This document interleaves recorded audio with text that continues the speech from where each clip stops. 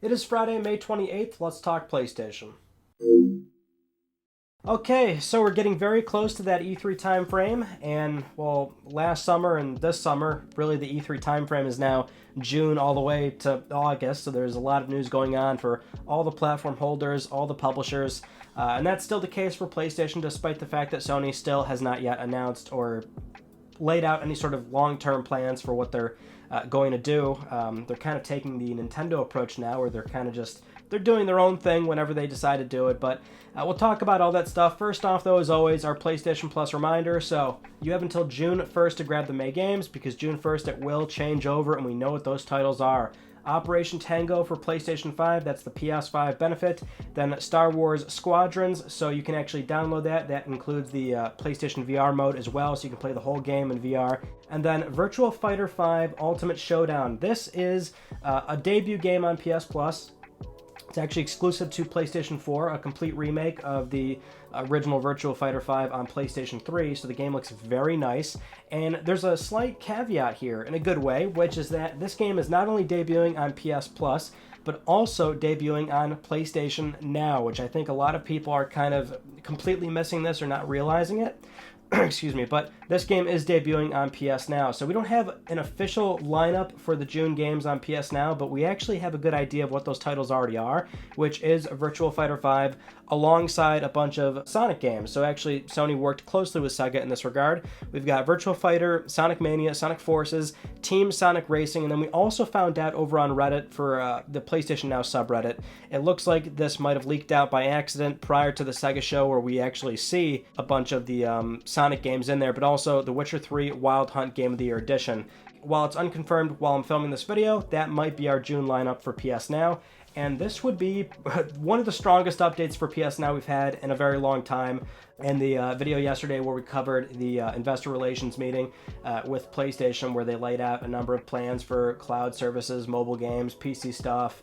In the PS Now slide, we saw a representation of titles that could be coming down the road, right, for big budget IP like Spider-Man Miles Morales and Horizon Forbidden West. So those might also debut at some point on PlayStation Now as a service, so it might not be day one for Forbidden West. We might have to wait a little bit to get Miles Morales on there, and it will probably be the PS4 versions, but at the very least, we're kind of going in the right direction. And despite the fact that I can be critical of the service at times, which nowadays, by comparison, it seems like I'm more lenient towards the service, but it's only like that because despite my criticisms, I'm also bullish on PS Now. I feel like Sony they have every opportunity in the book to make it a knockout success, right? I think we can all see that. They've got the legacy software, they've got the first-party software. That's not to say that they're going to start loss leading like Microsoft. That's not really what I expect out of them, but they can still leverage it in a way where it looks like a very enticing service on top of what it already is, which I think it already is a pretty decent service for what you're getting. So we've seen tremendous growth from the investor relations meeting, and from Sony's point of view when it comes to actually marketing the service and pushing the software, seems like they might be getting more aggressive with that. Moving on to our next news story. Yesterday we got a state of play for Horizon Forbidden West, and we finally got our first look at gameplay over 14 minutes, and so far it's looking really, really good. But if you did watch the live stream yesterday, that would have been in 1080p, so I don't know why Sony doesn't do YouTube premieres where it debuts in 4K. They've done that before. But if you didn't watch the 4K footage, I'll display some of that to you right now, and we'll also just quickly go over what we saw. So it opens with Aloy in San Francisco, looking for her friend Aaron, and it opens with her fighting these crazy robot raptors, and I can't wait to see some of the varied enemy types in this game. But there's a lot of new traversal methods, so you can see that you can scan the environment to see contact points for climbing, and there's also a grappling mechanic now, so it seems like there's going to be a lot of ways to really move around. We also got a sneak peek at the new underwater exploration, and no pun intended, but it seems like there's a lot of depth going on here, so it seems like there's a lot to explore. The one thing you can also notice is that the world is highly populated, so I noticed that right away. Then again, this is pre-release footage, so who knows what it will look like as the final product. Then there's also the shield wing, which is basically like a hang glider, so I'm sure there's a lot of high points in this open world where this is going to be very useful. Aloy's spear has this new range of abilities, basically, and one that we saw is this charge blowback-like thing. I mean, it's really cinematic and gorgeous looking. This was kind of a showstopper. I saw that and I was like, whoa, that looked so cool. Then we also see Aloy mount one of those raptors, so that was just like the first game. We can mount some of the robots that we run into and use those to get around.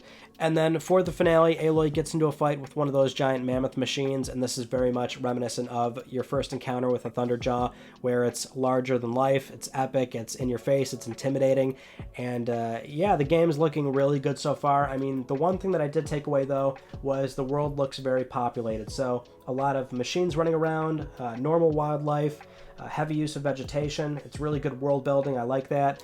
The characters look so much more animated. There's real life going on, the way Aloy speaks, and even when you look into her eyes, like a lot of games throughout history have always had those deadpan, like expressionless faces and dead eyes, but I don't see a lot of that going on here. It looks really convincing, and that's great for, you know, an open world game where we don't normally see those things, and that's what was so cool about like Zero Dawn, where that had a very engaging narrative.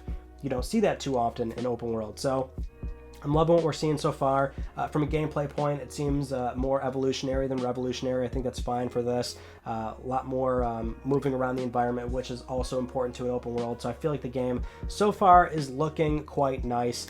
And no, we did not get a release date, unfortunately, but over on Twitter and on the PS blog, Guerrilla Games did confirm we don't have an exact release date yet, but the development is on track and we'll have an update for you very soon. So if development is on track, that means the game will launch this year, which is good.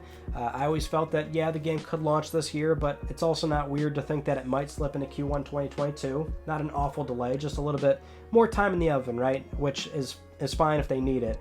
But like we've seen with Ratchet, Returnal, they're MIA for a while, and then all of a sudden trailer, and the game's gone gold. So that might be something where we're seeing the same situation here, because I also theorize that depending on how Sony handles this upcoming E3 timeframe, where whether it's a long form show or a bunch of state of plays, if there are no release dates towards the end of those trailers, that, you know, we're already halfway into the year, right? So there's not really much room left, but obviously Sony's taking a different approach to news, and that's where we can also say that because they did this state of play, which shows us one of their, you know, bigger heavy hitter titles for the holiday season, you would assume this might tell us that they won't do a dedicated long form live stream. Now maybe they will, because there still is plenty of things that they could show off, but they might just start doing these more highly focused state of plays, PS blog write-ups. I could also see them dropping the release date for Forbidden West as part of a PS blog write-up. You know, that's just kind of how they've been doing things. They've moved away from these big monumental events. We only saw that last summer because PS5 is a brand new piece of hardware that kind of commands that kind of necessary attention. So not sure how it'll play out moving forward, but we'll play it by ear. For our next news story, we just got the April NPD results, so we found out where Returnal and also MLB The Show 21 debuted at for best-selling software in North America. And for MLB 21, the game debuted at number 1 for the best-selling title in the month of April. And actually, so far for 2021, the calendar year, it's the third best-selling game, only getting beat by Super Mario 3D World and Call of Duty Black Ops Cold War. So very impressive numbers. This franchise always does well, and actually this year it's going to see a higher sales volume because Sony was kind of dragged into the situation of shipping on Xbox platforms as well. So despite the fact that they're not very happy with that situation, at least they are moving a lot of software. And actually, despite the game being available on Game Pass, that debuted at number 2 for total Xbox software. So all around, that is a expected sales success. Now for Returnal, this was number 8 overall, and the game was only available on sale for 1 day. So I think, given the circumstance of 1 day of availability, it's a PS5 only game, it's, you know, a $70 roguelike, which a lot of people are, you know, still kind of iffy about. I think that's pretty appropriate for its debut, and in terms of overall PlayStation software, it was number 3, so a little bit higher there. So not too bad, right? And while we're on the topic of Returnal, we can segue nicely into our next news story, which is Housemarque speaking with Games Reactor about how they want to do more titles like Returnal, more experiences like Returnal, and they want to move away from this image of only being the Resogun studio. So Housemarque's marketing director said, and I quote, "The idea is that we now want to show we're not just a Resogun studio, we can do all kinds of things, and from our studio's perspective, that means we want to go for these bigger types of experiences." Now they also mentioned how they were doing 2 games, Returnal and one other unannounced project. Now they've just got that 1 game going on. But that was always what we were talking about going into Returnal. They've never really done something like this before, and I love how they really nailed that arcadey bullet hell combat with a an associated budget that you don't normally see. It worked out quite well, and so I would really like to see Sony either continue working with Housemarque, which they've, certainly done before, plenty of times over. And we also know actually from the slides in the investor relations meeting that Sony does consider Returnal a successful new IP. So that working relationship might continue for what was a risky venture. I mean, that's what Returnal is. It was very risky from Sony's point of view, and I would love to see Housemarque really go above and beyond what they displayed with Returnal, because I think they really proved that they're capable of doing so much more.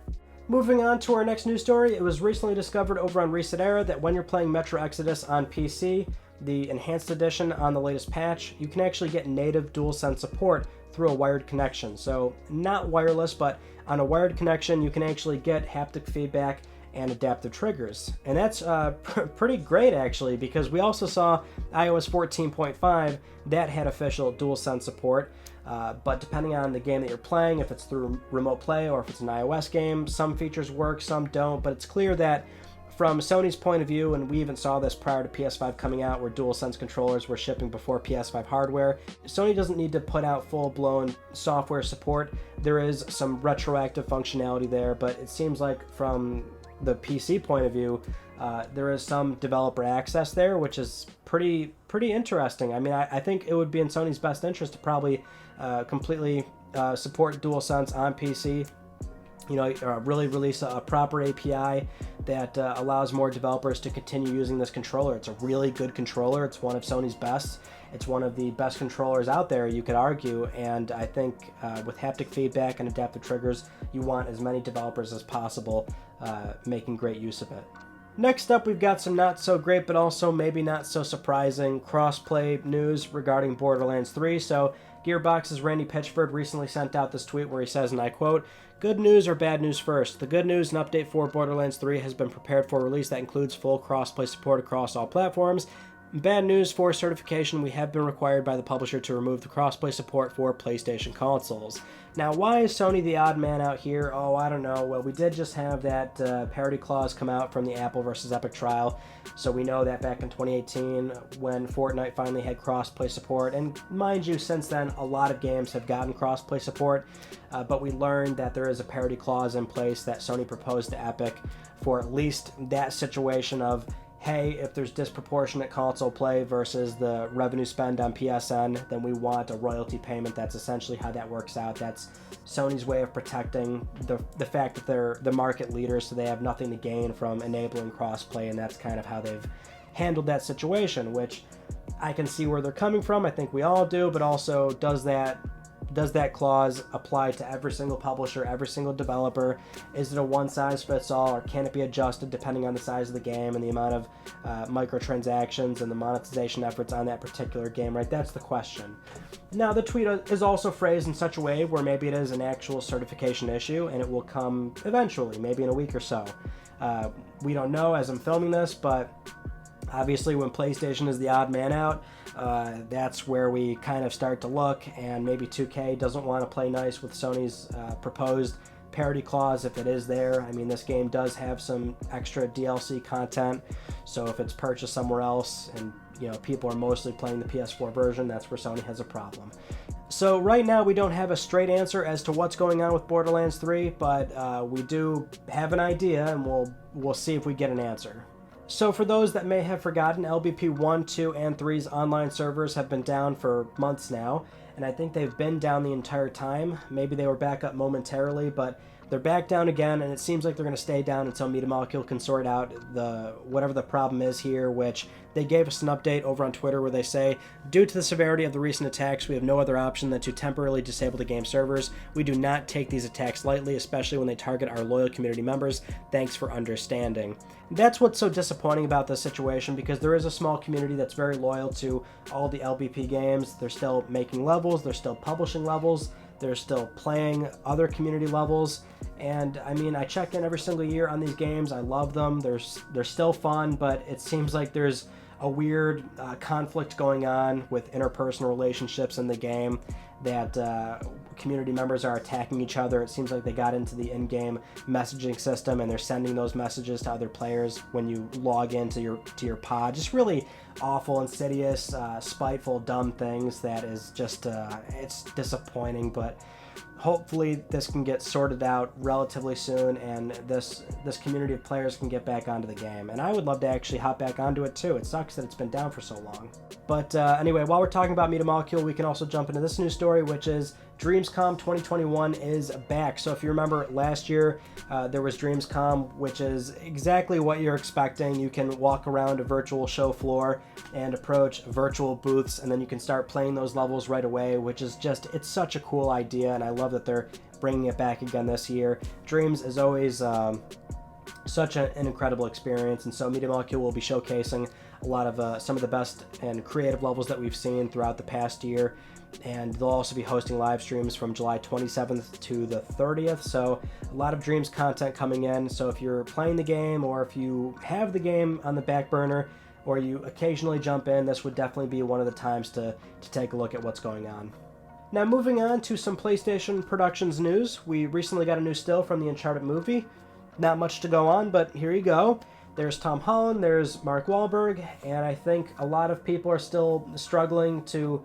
They're trying to get over that mental hurdle of just looking at this and going, well, that's Tom Holland, that's Mark Wahlberg. It doesn't help that they're dressed very casually, but it's at least an Uncharted theme where they're looking for something.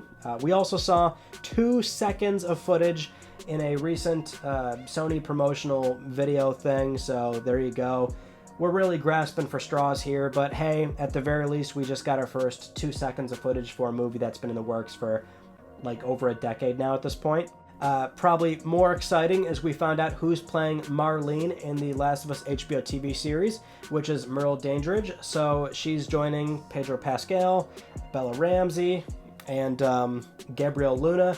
But there is a difference here. For those that don't know, Merle Dandridge, she actually played Marlene in the games. So technically she would be reprising her role and acting in live action. So that's probably the appropriate thing to say. She fits the part completely. Same voice, face, that works. And we couldn't really say the same for Ashley Johnson. She's too old to play Ellie.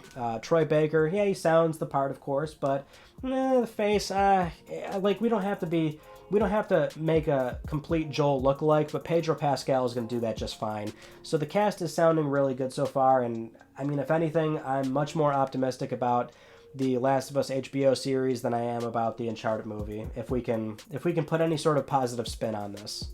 Anyway, moving on though, one other big piece of news we had this past week was Unreal Engine 5 is finally going into early access. This is a huge step into the next wave of truly next generation looking games, which I think is something a lot of people have really been feasting for.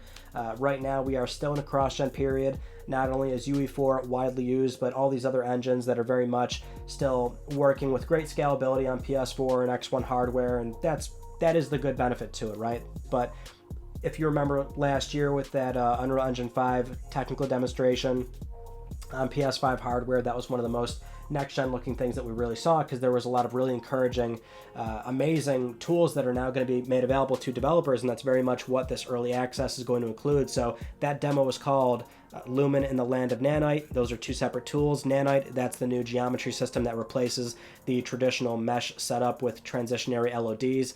And then Lumen, that's the latest global illumination tool that when you're pairing that with Nanite and PBR, the setups can produce the type of realism and fidelity that you're seeing in this demo, especially with those Megascan assets. So the Megascans are what really create this intense, photorealistic look. It'll be interesting to see how many developers ever actually use these and they go to commercial product releases. And then also you've got things like temporal super resolution. This is another reconstruction method that improves the efficiency of delivering a 4K image without it actually being native 4K. That's another big part of UE5. It's a lot of tools for quality of life efficiency when you're developing on closed boxes like consoles. That's great because, as we often say, developing on a console or any closed box, it's resource management, right? That's why we've got 2 decades of console games where developers they'll willingly take a hit to frame rate to increase visual fidelity. In recent years with, say, PS4 Pro, X1X, the current generation machines today even.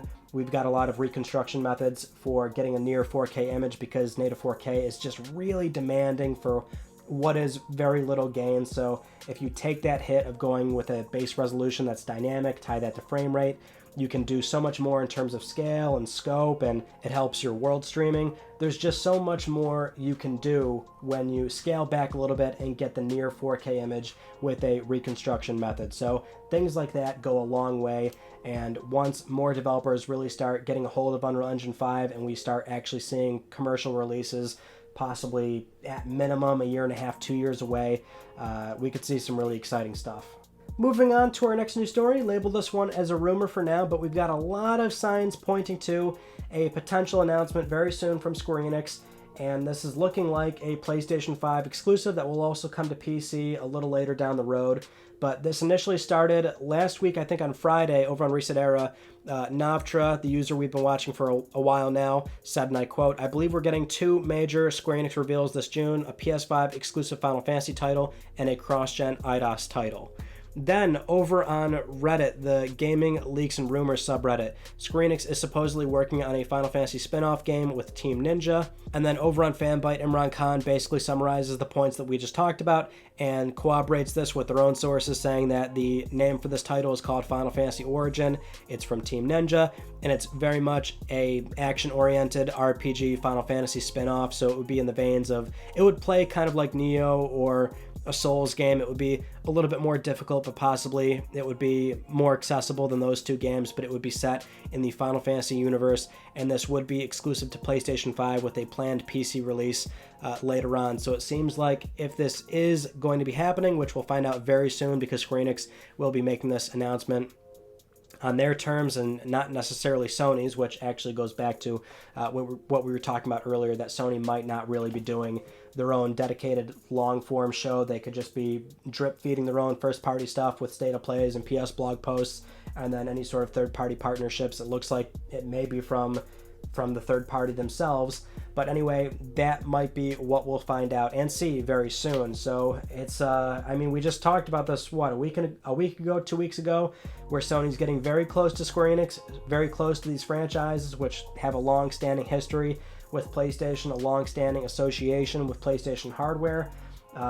Makes sense from their point of view. And it seems like they've really tied down some of these games in such a way where they're either it'll be a year at minimum until these games can go to other consoles, unless they've signed them on in perpetuity, which they don't normally do when it comes to third-party stuff where they're not going to have IP ownership. That will always be timed exclusives. Now, if it's a second-party thing where they're funding the project, then yeah, they're going to ask for IP ownership. But in this circumstance, Final Fantasy is going to belong to Square, so this would likely be timed. But we should find out pretty soon what this game ends up looking like, and we'll have all the details in probably a few weeks. Now, with all that said, it is time to get to Let's Talk Plus, the weekly Let's Talk PlayStation giveaway where one of you can win a $10 PSN code. I would like to congratulate this viewer right here. I'll be contacting you very soon via email or Twitter. If you'd like to win a $10 PSN code, it's very easy. Follow the link down below. Supporting this channel, a number of ways can gain you an entry, and I'll announce the winner next week because I'm trying to pay for your games. Those are all the stories that I want to talk about with you all from this past week. Our Tuesday video was 16 canceled PlayStation exclusives. Throughout PlayStation history, there's a lot of canceled games. Those are 16 of them. There's many more. We could probably do another one of those eventually, but go check out that very fun, interesting expose. And then, like we mentioned earlier, yesterday was the investor relations meeting, so we did our own separate video on that as well. Because coming up, if there is major PS news throughout all this, E3 frenzy, hectic stuff from June, July, and into August, we'll do a video right away if it's too much for LTPS. But you all know that's usually what we do here anyway. So that's it. That concludes this week's episode of Let's Talk PlayStation. I'm Ryan Benecki. Thank you all so much for talking with me, and I will see you all next Friday.